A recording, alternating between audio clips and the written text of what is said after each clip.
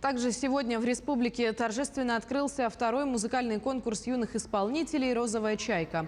Отмечу, что в 2019 году на первом конкурсе участвовало около 300 юных музыкантов. На нынешний конкурс собралось более 1400 участников.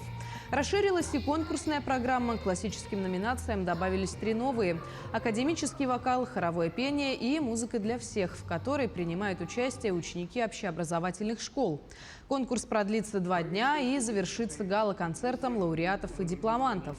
Для многих молодых музыкантов конкурс «Розовая чайка» является стартовой площадкой в музыкальной карьере. Ребята, которые в первом конкурсе заняли гран-при, первые места. Это вот, например, Дарья Шахурдина. Она сейчас учится в высшей школе музыки, номинация «Скрипка».